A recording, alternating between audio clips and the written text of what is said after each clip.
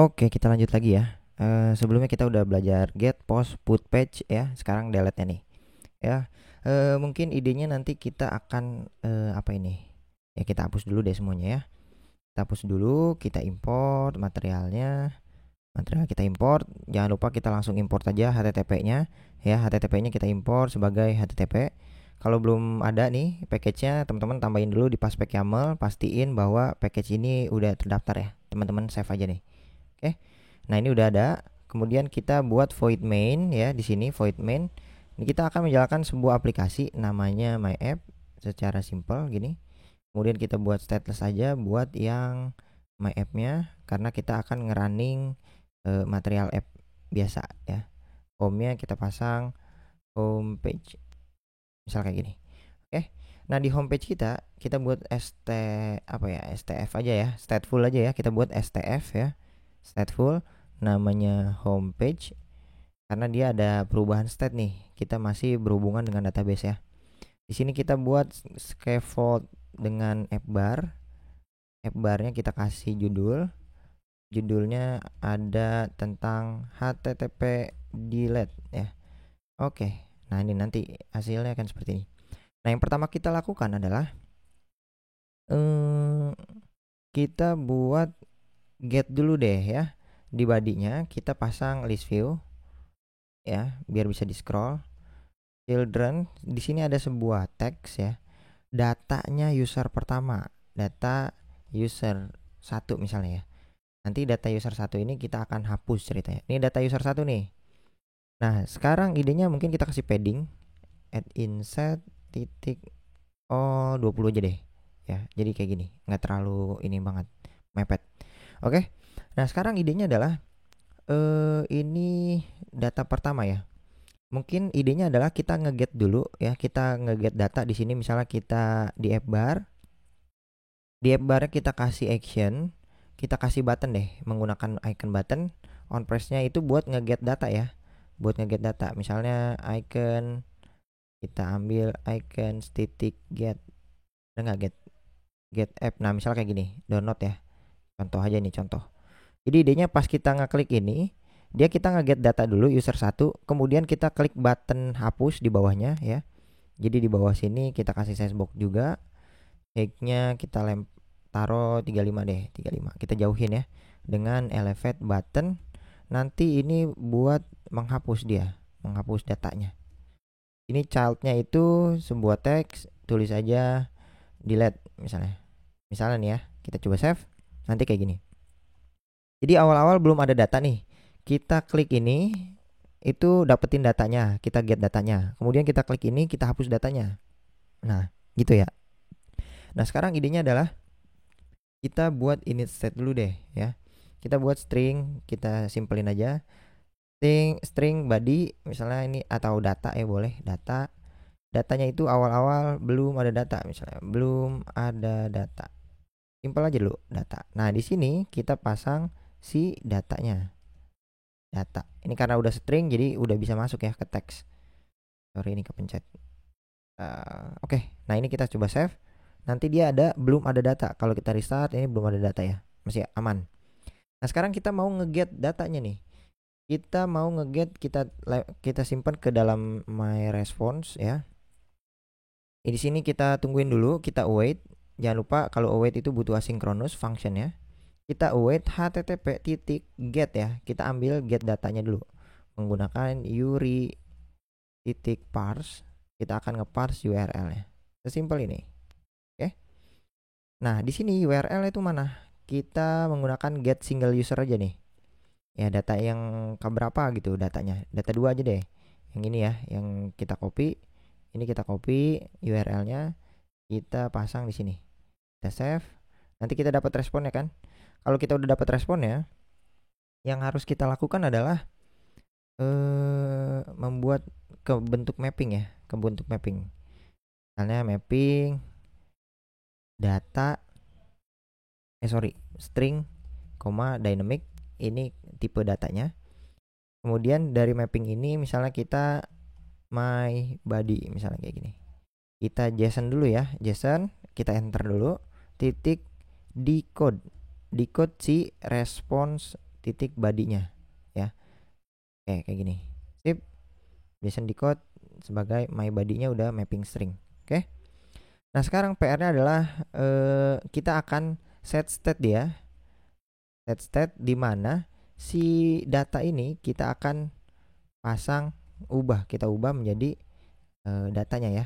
Kita ambil dari my body ini, kita buat string interpolation. Misalnya di sini adalah datanya nama dulu ya. Namanya siapa gitu. Namanya adalah my body, dia kita get. Nah, tergantung nih, kita dapat first name sama last name ya. Berarti kita ambil ini aja, first name. Sorry, di sini first name spasi last name ya. Ini kita copy lagi, kita pasang di sini. Nah, ini buat yang last name ya. Last name ya. Ini adalah namanya. Kalau kita save, dia bakalan dapat nih. Kita restart coba. Ini belum ada data nih. Kita get dulu. Nah, dapat nih namanya 00. Wah, kenapa 0 nih? Apakah ada yang salah? Kita coba cek di mana nih? Response titik body API user 2 get ya. Coba kita print dulu deh. Sebenarnya my body ada isinya apa enggak? Print my body. Kita coba save. Kita buka ini di bak konsol, masih kosong. Kalau kita klik ini, oh ada nih. Oh sorry, kita harus masuk ke dalam data dulu ya. Jadi responnya itu kita masuk ke dalam datanya dulu nih. Hasil respon get single user adalah bentuknya kayak gini. Jadi JSON respon body kita nih, kalau teman-teman cek di sini, respon body kita buat mapping, tapi kita langsung ambil nih first name sama last name. Tentu nggak ada nih. Jadi kita masuk dulu ke dalam data, baru masuk ke first name last name. Jadi kita ambil datanya ya. Kita ambil data dulu. Ini. Oke. Kita ambil datanya dulu, baru masuk ke first name last name. Nah, kalau ini kita save. Kalau kita klik, nah ini dapat nih si Janet ya. Udah dapat nih namanya. Nah, kita mau hapus dia ya. Ini akun, kita buat akun aja deh ya. Kita coba restart. Di sini masih belum ada data ya. Belum ada data, jadi kita coba nge-get dulu datanya. Nah, akun Janet Weaver. Nah, ini kita bakalan delete nih. Delete-nya caranya adalah sebenarnya konsepnya sama. Ini kita copy aja ya, function ini. Kita pasang di sini kali ya. Ya, kita pasang di sini. Cuma di sini ada metode delete ya. Delete itu ya udah langsung tembak aja. Delete itu butuhnya URL-nya. Ya, kita juga bisa ngasih body-nya sebenarnya. Cuman kita cek lagi di sini cara delete-nya ya. Kita klik ini, delete. Oh, ternyata dia nggak butuh body, dia langsung tembak ke URL-nya. Nanti kita dapat respon kosong, berarti ini datanya udah hilang gitu. Oke, kita coba print respon body-nya. Kita coba ini kita tutup dulu ya. Kita mau dapetin my body-nya ya. Sebenarnya dia apa sih? Jadi pas ini diklik, mana? Nah, ini nih error nih. Kenapa nih error? Mungkin karena di sininya datanya kosong, respon body-nya. Jadi dia nggak bisa di-decode ya, mungkin. Jadi kita coba tutup dulu. Kita tutup dulu semuanya. Kita ngeprint responnya dulu. Sebenarnya si responnya ini dapat apa sih? Body-nya gitu. Kita coba save, ini kita clear. Ini kita coba klik. Oh, kosong berarti. Dia berarti nggak ada body-nya nih ya. Kita cuman dapat status code-nya nih 204 ya. Kita bisa dapat status code itu, kita coba save. Apakah dia benar 204? Kita klik. Nah, benar. Jadi kalau statusnya 204 berarti dia udah berhasil kehapus ya. Jadi kalau status code ini apa? Teman-teman bisa cek di sini status code HTTP misalnya kayak gini. Nah, teman-teman bisa ngecek nih di developer Mozilla, boleh di sini HTTP response status code ya. Jadi ini ada pengertiannya nih. 100 itu apa? 200 itu apa? Nih, 200 kan sukses ya. Kita coba masuk sini. 200 itu adalah oke. Berarti kalau kita nge-get, kita berhasil sukses dapat datanya gitu. Kalau 201 itu kita nge-update ya. Kalau teman-teman cek di sini pas nge-post itu responnya itu 201. 201 itu adalah dia berhasil dibikin ya. Jadi kita berhasil ngelempar data dan dia ngebuat datanya. Berarti dia responnya 201 gitu. Nah, ini ada banyak pengertiannya.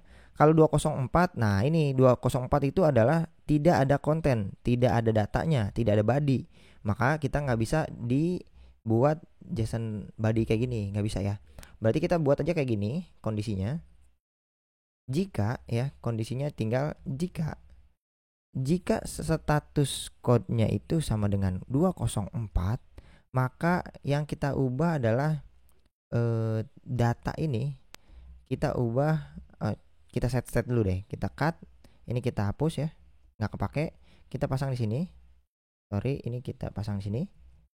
Ini kita set datanya itu berarti kita tulisannya berhasil menghapus data itu kayak gini ya. Kita coba restart dulu.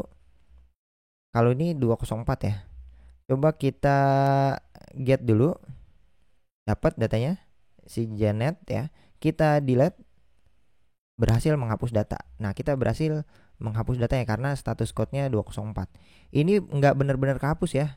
Di database itu nggak benar-benar kehapus.